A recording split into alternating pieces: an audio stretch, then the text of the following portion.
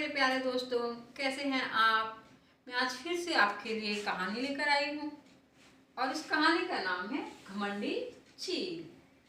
तो एक बार की बात है, श्रेया और साहिल दोनों भाई बहन अपने दादाजी के साथ शॉपिंग करने गए।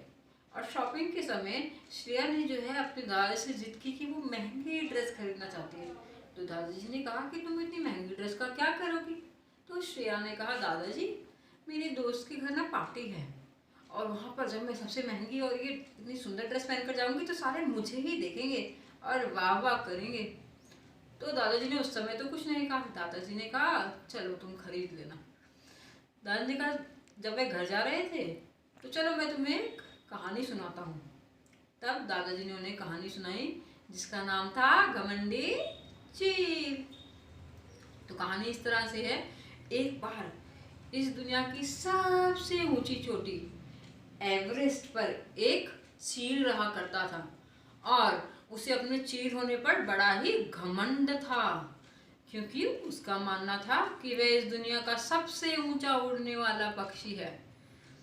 वह क्या करता, चील अपने बच्चों के साथ सबसे ऊंची चोटी पर रहता, पर खाना लेने हमेशा मैदान पे जाया करता था। जब उसके बच्चे पूछते कि माँ माँ हम कब नीचे जाएंगे, तो उसकी माँ उन्हें कहती, मतलब चील उन्हें कहती कि नीचे नहीं जाना है, नीचे जो जानवर हैं वो बहुत ही गंदे में रहते हैं और बहुत ही छोटे छोटे हैं, उनका हमसे कोई मुकाबला नहीं है, और पक्षी तो और भी छोटे हैं।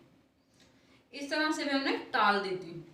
एक समय की बात है, उस चोटी पर एक बहुत बड़े संत महात्मा जो है तपस्या करने आए। वह रोज चील को जाते हुए देखते और आते हुए देखते। एक दिन उन्होंने चील को रोककर बोला, चील इधर आओ, चील इधर आओ। यह सुनकर चील अपना मुंह बनाकर उनके पास चली गई। तब उन्होंने चील से कहा, चील इस पूरी चोटी पर सिर्फ मैं और तुम ही रहते हैं, क्यों ना हम दोनों मिलकर दोस्ती कर ले, तुम्हारा क्या विचार है। तो चील ने कहा, आपका और मेरा कोई मुकाबला नहीं है, मैं तो इतना बड़ा पक्षियों में सबसे बड़ा इतना बड़ा वो पक्षी हूँ, और आप क्या हैं, आप एक धरती पर रहने वाले तुच्छ इंसान है और मैं आसमान में उड़ने वाला पक्षी हूँ, तो हम दोनों का कोई मुकाबला नहीं है। यह कहकर वो वहाँ से उड़कर चला गया।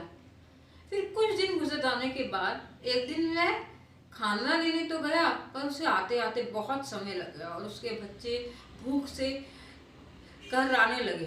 तब महात्मा ने उसके पास कुछ बेरीज रखी थी, वो उस चील के बच्चों को खिला दी। जब वे खा ही रहे थे तभी वहां से चील आया और चील ने कहा, ये क्या खा रहे हो तुम, इन्हें मत खाओ।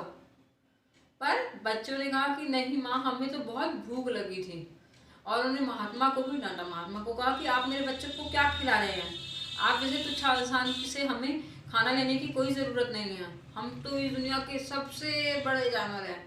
तब महात्मा ने उसे समझाया। महात्मा ने कहा कि अगर आज मैं तुम्हारे बच्चों को खाना नहीं देता तो यह भी हो सकता था कि ये भूख से मर भी सकते थे, अगर तुम थोड़ा और समय लगा देती। और दूसरी बात, जो खाना तुम लेकर आई और तुम एक चूहा जो था वो उसके पंजों में फंसा हुआ था, कहते ये भी तो वही जानवर है जो जमीन पर रहते हैं, तुम क्यों खाती हो इन्हें, तुम तो आसमान में रहती हो, तुम मत खाया करो इन्हें। यह सुनकर चील को बात समझ में आ गई कि कोई भी छोटा बड़ा नहीं होता, और आप कैसे दिखते हैं, क्या करते हैं, इससे कोई फर्क नहीं पड़ता। यह सुनकर उसने महात्मा से क्षमा मांगी। अब ये कहानी सुनकर श्रेया और साहिल को भी समझ में आ गया कि श्रेया को जो है अपनी सिर्फ ड्रेस के ऊपर गर्व नहीं करना चाहिए, उसे घमंड नहीं होना चाहिए कि मैं ये पहनकर जाऊंगी तो मैं ऐसे लगूंगी। आपको अपने व्यवहार से सही होना चाहिए, वही इंसान बड़ा होता है जो व्यवहार से अच्छा हो। तो आज के लिए इतना ही, हम फिर मिलेंगे, तब तक के लिए धन्यवाद। और अगर आपको मेरी ये कहानी पसंद आई हो तो प्लीज़ मेरे चैनल को लाइक और सब्सक्राइब करना ना भूलें। Thank you.